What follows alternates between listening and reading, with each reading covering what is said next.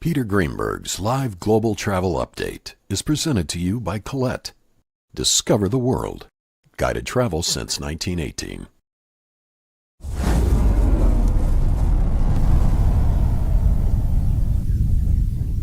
Start spreading the news. I'm leaving today. I want to be a part of it. New York, New York. Oh, sorry. Welcome, everybody, to our latest edition of Global Travel Update for this second Thursday of May 2025. That song said, I'm leaving today. Well, maybe not out of Newark. We're going to talk about the air traffic control mess, not just in Newark, but Philadelphia, Chicago, LA, the entire system at risk, and what can be done about it. As I'm speaking to you now, the U.S. Secretary of Transportation holding a press conference about how they're going to do a rapid fix of the system. I will believe that when I see it. I know the intention is there, but there's certain things that are blocking that movement fast, which we'll talk about as well. You know that what happened at Newark with that blackout, you may have heard about it, for 90 seconds, where the controllers couldn't see, talk, or find the planes or communicate with them. It's not the first time that's happened.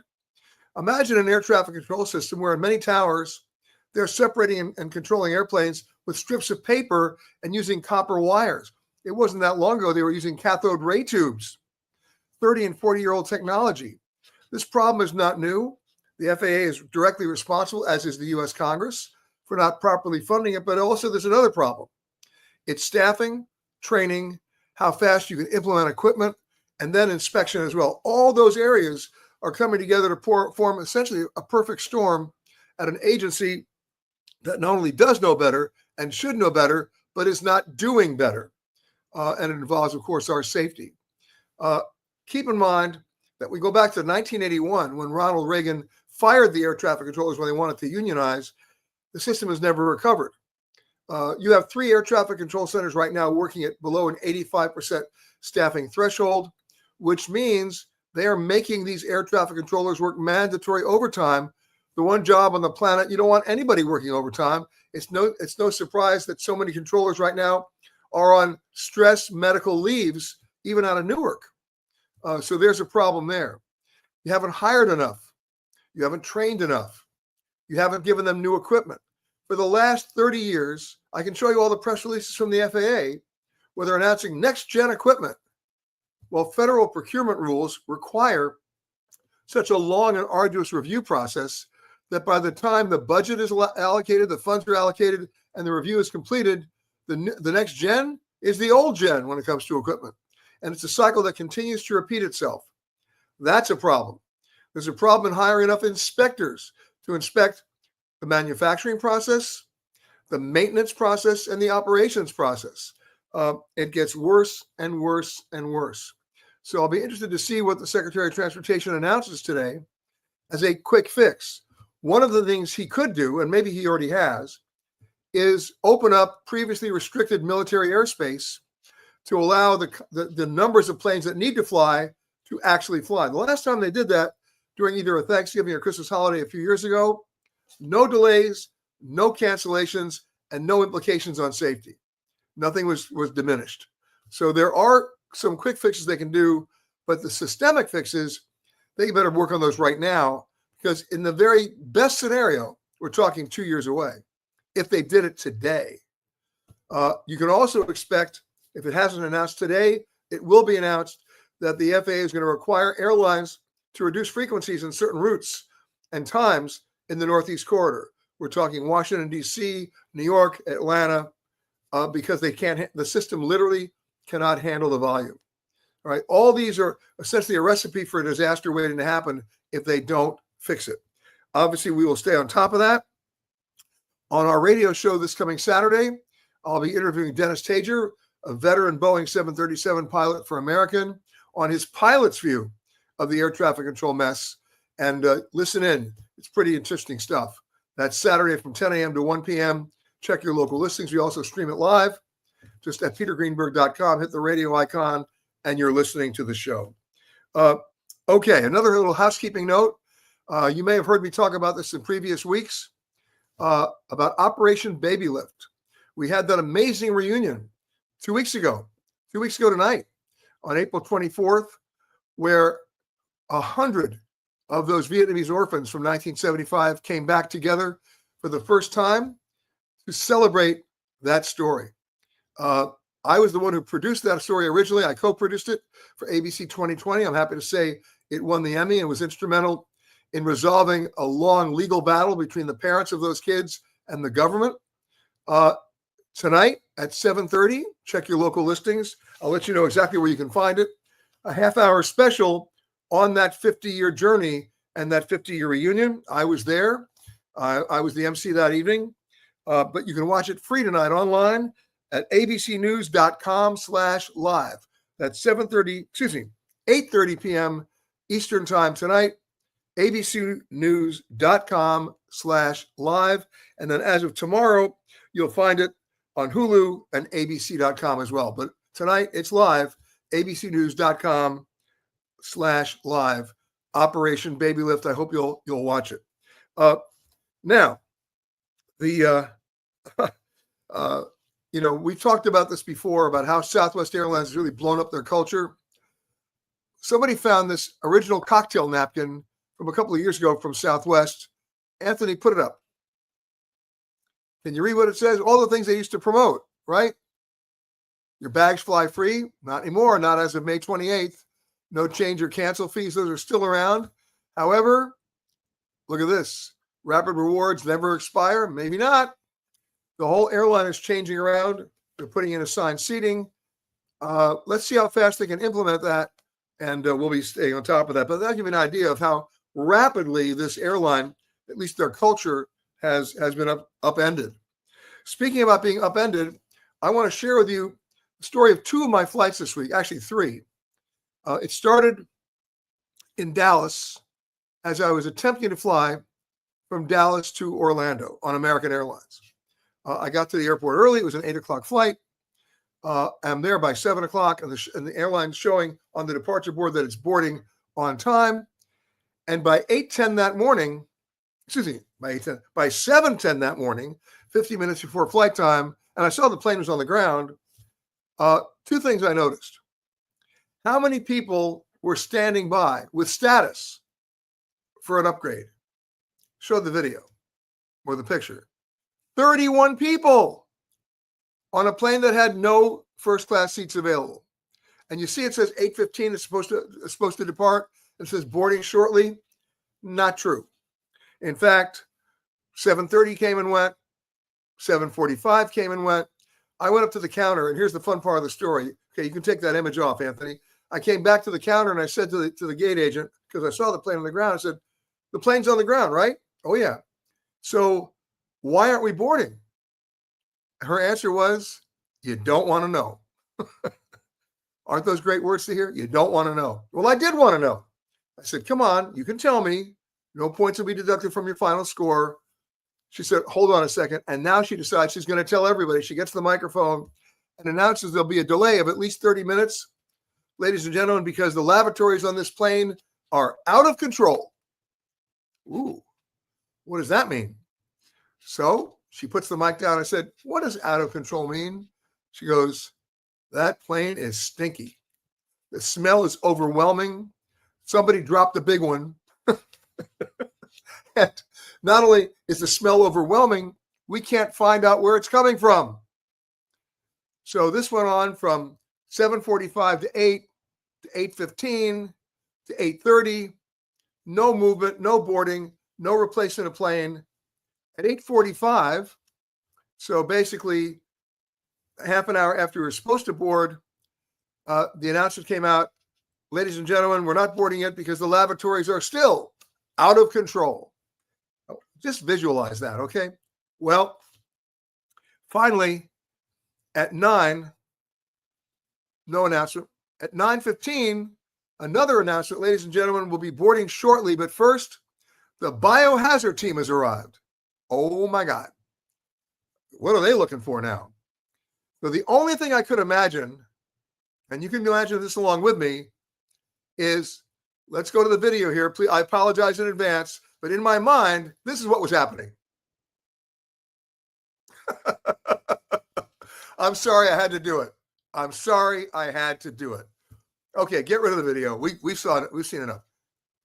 And finally, the biohazard team comes off the plane carrying large brown garbage bags with God knows what's in it, and we boarded the flight, landing in Orlando about 2.5 hours late. That was the first American flight. The second American flight was the next day, trying to fly from Orlando to New York. And huge power outages in terms of storms, a ground stop at LaGuardia, and we were told we'd only be delayed about an hour. We're already sitting on the plane. Now, I asked the crew where they started that day. They said they started in Miami. I'm in Orlando going to LaGuardia. What's the one question you need to ask a flight crew when they've announced a delay? There's only one question. What time do you time out? At what point do you become illegal? And when I asked that question, the flight attendant says, that's a very good question. I'll get you an answer. She never came back. Guess what? Crew timed out, plane canceled. Now, here's the interesting story. Not just our plane, but apparently other planes as well. So when we come off the plane at 8:20 at night, I had already figured out there was a flight to Washington, Reagan, which would get me in at 11 o'clock, and I'd then get to New York the next morning. I got American to book me on that flight. But when I got there, American has an interesting algorithm. And the algorithm is if they think you're not going to make the flight, they bump you from the flight. So they thought I wasn't going to make the flight. I was leaving from the next gate. They bumped me from the flight, and that flight pushed back. And the line to customer service at the airport, which is virtually non-existent because American has cut back on those customer service desks, was one agent to service 250 people. So I wasn't going to stand in line. This is where I get to give a shout out. Remember, in the delivery of service issues, it's not the delivery of service that matters. It's how somebody recovers. Whether it's an airline, a hotel, a cruise line, a rental car company, the real heroes are the people who recover. And so I got just on the 800 number and called American, and I got an agent on the phone. Her name is Tamara Todd. She gets a big shout out from me. I'm sitting in the terminal at 9:30 at night with nowhere to go. And she did the right thing. She booked me on a 6 a.m. flight on Delta the next morning, not American, and got me a hotel. And everybody else, I think, is still in that line in Orlando. But I made it back. So a big shout out to Tamara Todd, who's based in Dallas for American. Thank you for saving me. But the real problem here, which happens to all of us, and it shouldn't be the case, is when there's a problem, the airline communicates to people on a need-to-know basis. If you need to know, they don't tell you, or they give you misleading information. I asked a simple question. When do you time out? They worked the flight. They could tell me in a heartbeat. They decided they didn't want to tell me. And then all of a sudden, my options disappeared. Keep asking those questions, guys. You deserve an answer. And, don't be aggressive, but be assertive. And hopefully you'll do better than I did in getting those answers. Okay. So much for that. Speaking of communication, I came across this clip of the legendary comedian and one of my all-time favorites, George Carlin, about airline and airport terminology. This clip dates back at least 25 years. And here's the sad part about it. Nothing's changed. Roll the video. We would like to pre-board. Well, what exactly is that? What does it mean to pre-board? To get on before you get on? That's another complaint of mine. Too much use of this prefix pre. It's all over the language now. Pre this, pre that. Place the turkey in a preheated oven. It's ridiculous. There are only 2 states an oven can possibly exist in, heated or unheated. It's telling you to get on the plane. Get on the plane, get on the plane. I say, fuck you, I'm getting in the plane. Let Evel Knievel get on the plane. I'll be in here with you folks in uniform. There seems to be less wind in here. They might tell you you're on a non-stop flight. And I don't think I care for that. No, I insist that my flights stop. Preferably at an airport. It's those sudden, unscheduled cornfield and housing development stops that seem to interrupt the flow of my day. Here's one they just made up. Near miss. When two planes almost collide, they call it a near miss. It's a near hit. A collision is a near miss. Look, they nearly missed.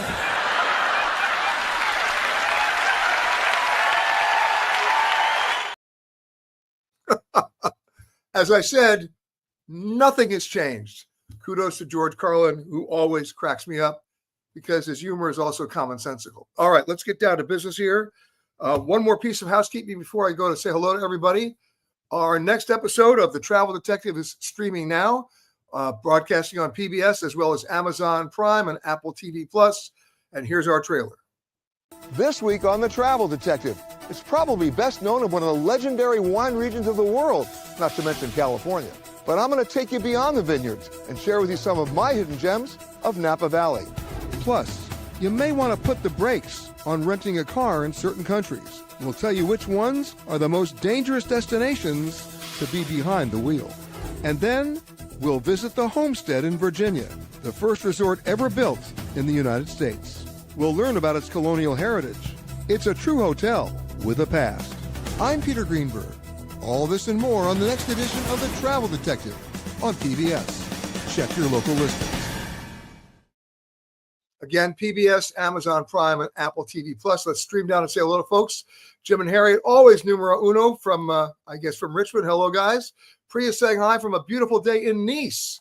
Matthew saying hello from Syracuse. Willie's saying hello from Denver, just back from my Pacific Coast repositioning cruise on Serenade of the Seas. Absolutely loved Astoria, Oregon. It is a hidden gem, and it is a hidden gem of a city. Thank you for that report, Willie. Tayo saying hello from Maryland. Gene saying hi from Tulsa. Scott, interesting point you raised, Scott. He said, did my eyes deceive me, or were you actually eating meat at Schwartz's Deli on the piece you did in Montreal? I thought you were a pescatarian. Okay, I'm going to tell you the answer. I cheat. I am a pescatarian, but I normally cheat only once a year. I do it at one restaurant in Paris with my wife. But if you go to Schwartz's Deli, we call it pastrami. They call it smoked meat.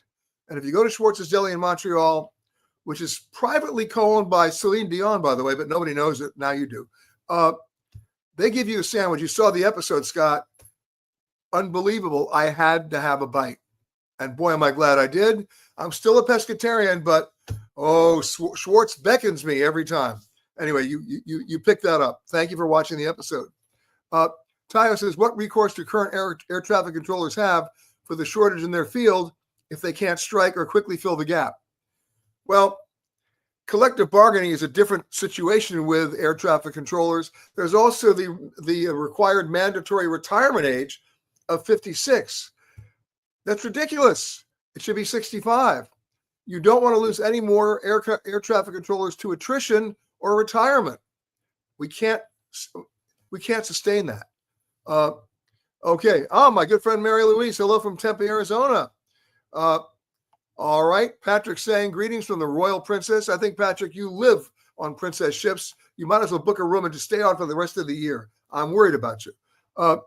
Sue is saying hi from Bellingham, Washington. Is April a good time to go to the Nantucket area? What's a good area to stay? Well, April, which we just passed, is sort of a gray area, literally. You may get some nice days. It's definitely sweater weather, and it's rainy weather. But you know what?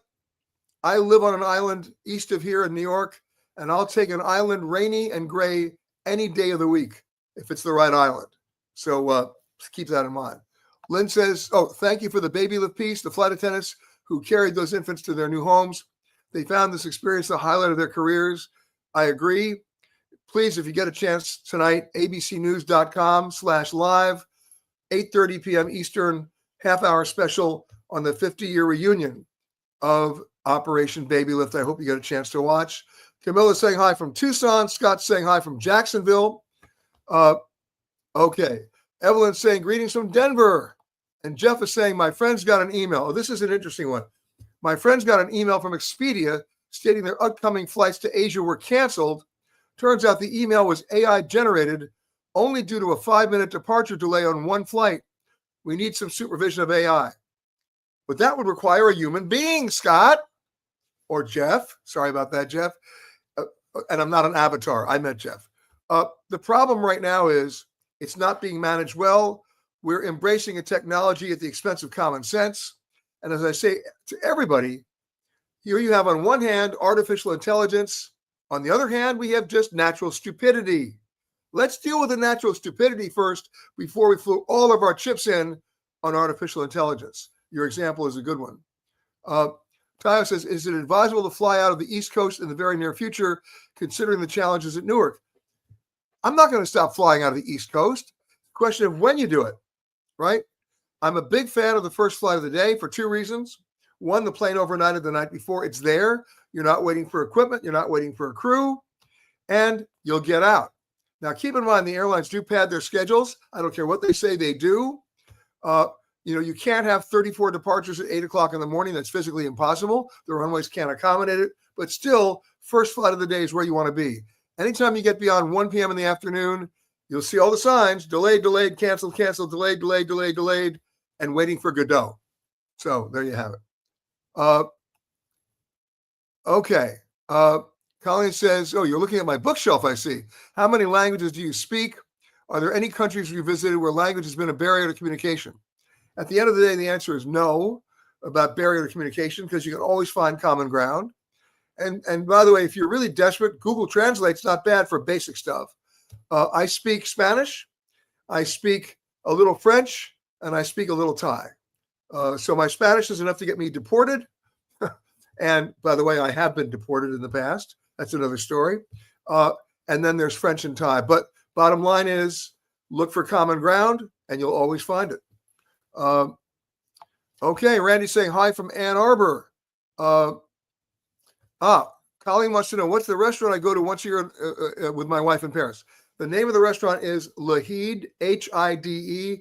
It's a small neighborhood place, maybe 10 tables in the whole restaurant. It's right off the Champs-Élysées on a street called General Lanrezac. Rue General Lanrezac, Lahide. Recommendations expected because it's so tiny. They've got a great Asian chef. It's Asian-French fusion. You can't go wrong. All right. Now, moving along with some other things I want to talk about. A lot of you have asked questions over the last couple of weeks because it's a little confusing about Real ID. The deadline was, of course, yesterday. I used the deadline in quotes. If you don't have that little gold star on the upper right-hand corner of your driver's license and you still want to fly today, you can. You're not going to be denied, but you will be taken aside for secondary or tertiary questioning just to be able to prove that you are who you say you are.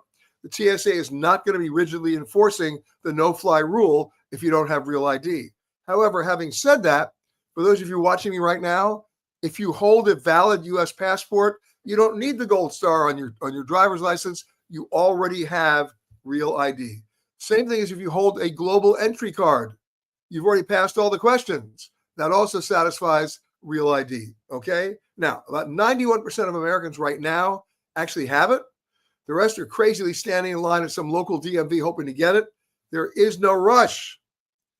Get your passport, you'll be good, okay? Second of all, you've heard me talk about something called the ETA, the Electronic Ticket Authorization, otherwise known as an electronic visa. It was supposed to kick in the European countries last month. It didn't. They postponed it till next year, so you don't need one. So don't worry about it. You can travel freely from the U.S. to any one of the European Union countries. If you're going to the United Kingdom and you're entering the United Kingdom, not changing planes in London, but actually going in, you'll need their ETA. That's been around since January.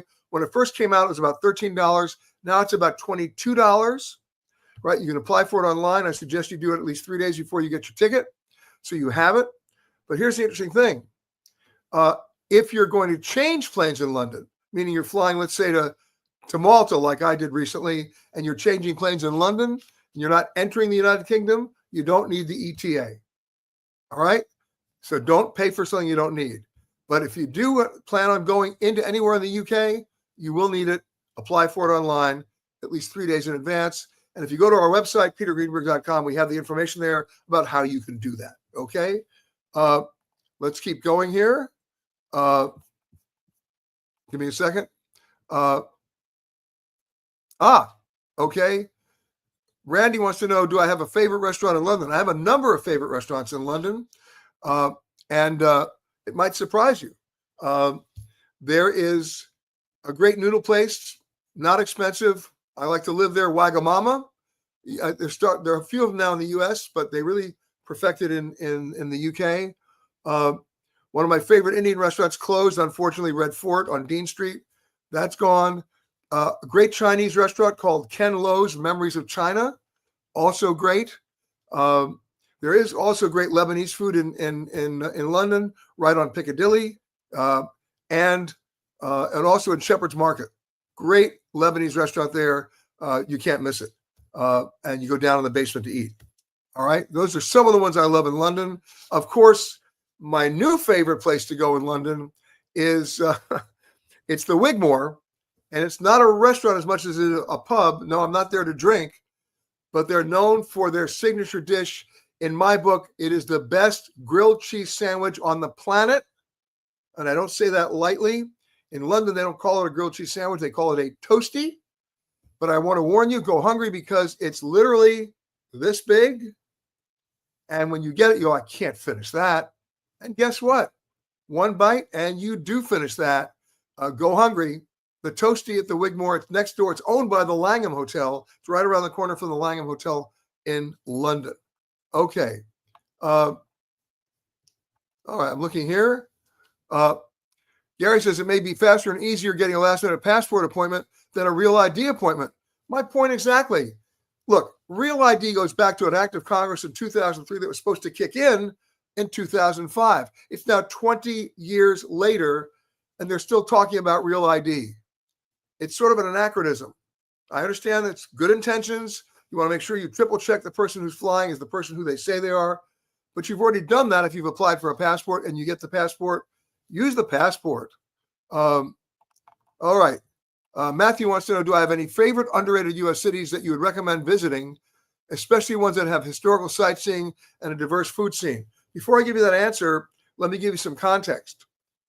With what's going on right now with the tariff wars, and America being perceived by so many foreign travelers as being unwelcoming, the number of foreign visitors, we talked about this last time, to the United States has flatlined, if not gone subterranean.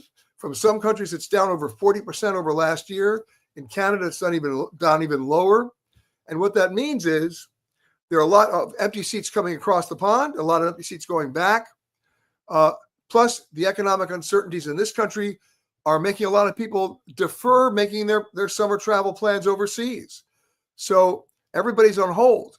Now, the folks overseas, they're more than on hold. They've made plans just not to come here, right? They're not going to be denied traveling. They just don't want to come to a country that they perceive is unwelcoming.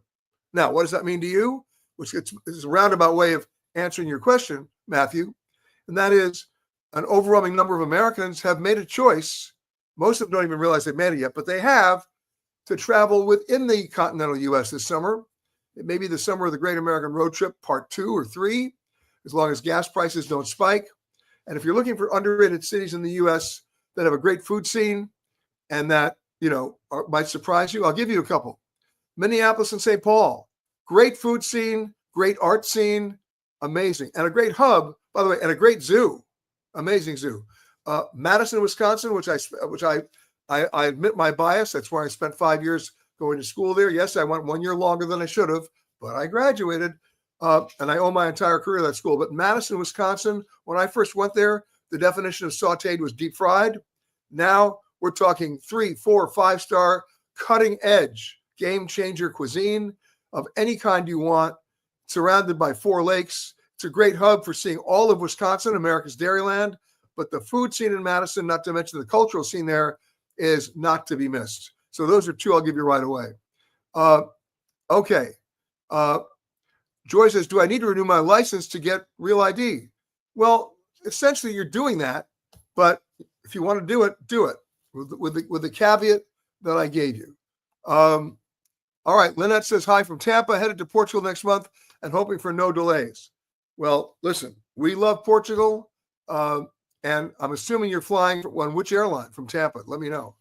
All right, let's go back to something else I wanted to talk about, and that is, speaking of Canada, I'm going to show you a sign that was recently posted in Canada, which gives you an idea, even though the Prime Minister just met with President Trump yesterday, gives you an idea of the Canadian sentiment, not just to American government, but thankfully to Americans. Show the sign. There you go. That's a real sign. And you saw the hat I wore the other day that I picked up at the airport in Vancouver with a Canadian flag that you see in the lower right-hand corner of that picture. And what does the hat say? Not for sale. So there you go. We live in a world of anniversaries. I want to share one with you now, but let me set the scene. It was May of 1982. So that's 43 years ago. And in 1978, when they announced deregulation, this airline decided in a sort of a suicidal way, they had no longer restrictions on where they couldn't fly. So they decided to fly everywhere. And it was a Texas-based airline. It was a great airline. We loved it. Very stylish airline, if you remember their ads. And the colors of their planes. Each one of their planes had a different color. It was making a statement every time it landed or took off. The airline, of course, Braniff, but they overextended themselves too rapidly. And in 1982, they basically filed for bankruptcy and shut as we know it. This is the scene in May of 1982 on the taxiways at the Dallas-Fort Worth Airport. There it is, Braniff. All those planes long since gone and forgotten, and the airline long since gone as well. 43 years ago this month. Wow. All right. Speaking of photos of Braniff, let's talk about the photo of the week. Gotta love this one. Anybody know where this was taken?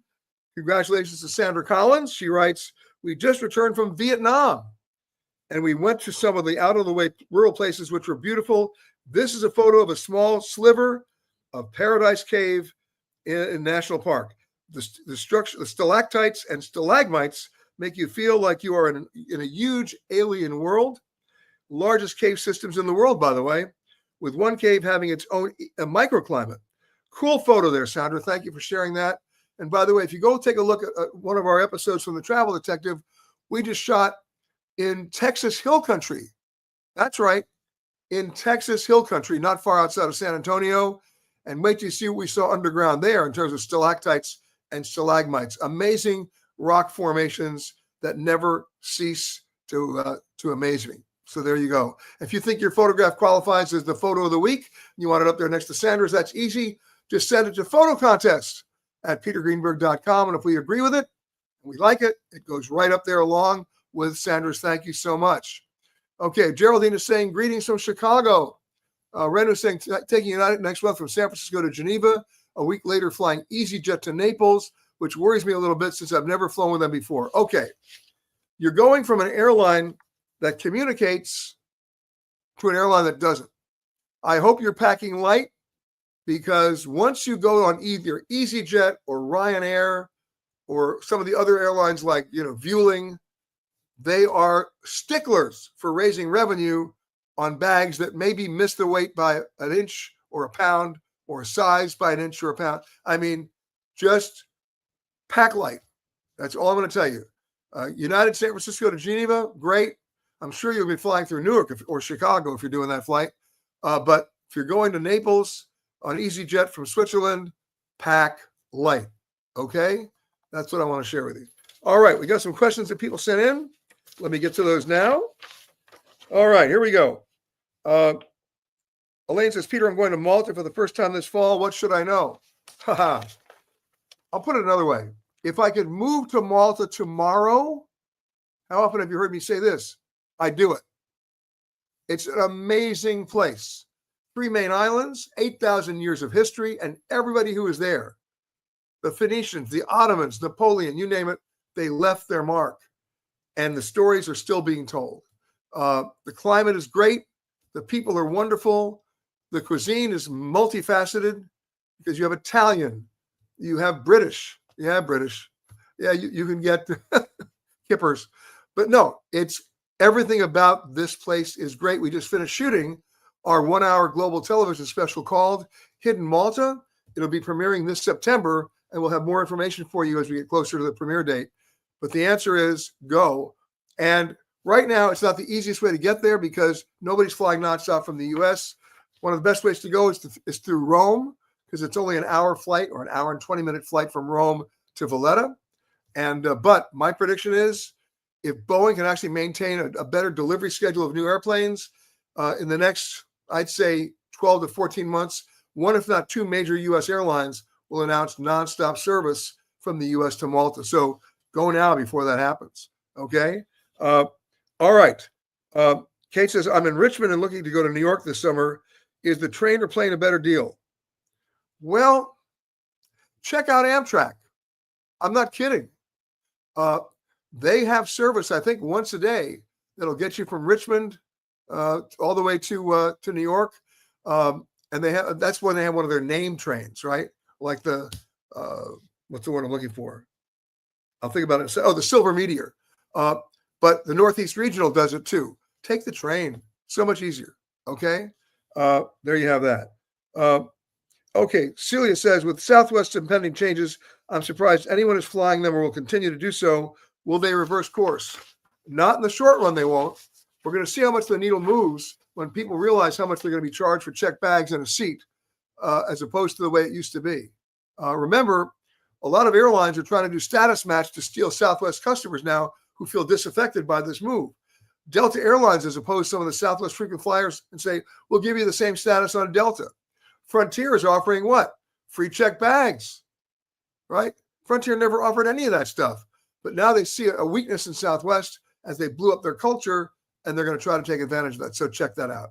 All right. Okay. Tom says, you said that flights would decrease in price, but I'm still seeing them at very high rates this summer. Well, you're looking in the wrong place. They are decreasing in price. I'll give you an example. But it gets based on how you book it, right? So if you go online to book, which by the way is often a mistake because you're not seeing all the inventory, but we're all lazy. We try to do it that way, and we become disenchanted and disadvantaged, right? Even yesterday, I was trying to book a flight from London to Los Angeles, coach. Online, you know what it came back as? In coach, $3,000. Absurd. So I went back in and played the game because I was originally starting in New York anyway. So I went back and said, okay, how about this? New York, London, with a 4-day layover, London to LA. It went the whole flight now, New York, London, including the flight from London to LA, $697. I would call that a decrease in price. So you have to play the game by looking at a one-way ticket versus round trip, or vice versa, depending on the routes themselves, and the actual carrier. The deals are out there, trust me, and they'll be out there for the next 2 to 3 weeks as the airlines try to quickly pivot to either reduce frequency on these routes where nobody's flying or downsize the aircraft that are flying these routes. Okay? All right, here we go. Jen says, which credit card or airline lounge offers the greatest value for the money? Right now, and I'm going to try to be relative here because every airport's different. But the guys who I think are doing the best job are Chase. Their Chase Sapphire Reserve lounges are over the top. And the credit card gives you great benefits in terms of assessing points or mileage that you can actually redeem for real tickets, as opposed to having a credit card that's attached to a particular airline mileage program where you may be waiting forever as your miles get devalued by the hour. So take a look at Chase, see where they have their new lounges at the airports. Capital One is trying to be competitive. They've got a number of lounges being developed by Jose Andres, who's one of the all-time great chefs. So check those out. The American Express Centurion Lounge, forget it, even if you can get in. I've had an American Express card since I'm 23, and I tried to get into the lounge the other day. They only told me I could stay for 20 minutes. What is that, right? They have somebody taking attendance. It's like nuts. And the airline lounges themselves, again, what's the point of having status if everybody has status? And long lines to get into the Sky Club at Delta, long lines to get into the Admirals Club at American. It's getting out of control. All right, moving along. Another housekeeping note, of course, our radio show Saturday, day after tomorrow, 10 a.m. to 1 p.m. Eastern Time, will be coming from the brand new MSC World America on its inaugural cruise. So check that out as we leave from Miami. I hope you'll join us. Again, if you can't find the station in your market, it's easy. We stream it live. Just go to our website, petergreenberg.com, hit the radio icon at about 10:05 a.m. Eastern, and you'll hear the show streamed live. It's also as a podcast later on as all our shows become podcasts. So again, thank you to Anthony in Los Angeles handling all the directing work today. I'm in New York, getting ready to get on another plane. I will see you next week from another distant remote location somewhere around the world for Global Travel Update. Check our website for the information as to when and where. In the meantime, let's see what the Secretary of Transportation does in trying to fix something that's been needing fixing for 40 years, the air traffic control system in America, not to mention the FAA itself. We'll be watching that very closely. And the rest of the time, have a great rest of the week, everybody. Have a great weekend, and I'll see you next week.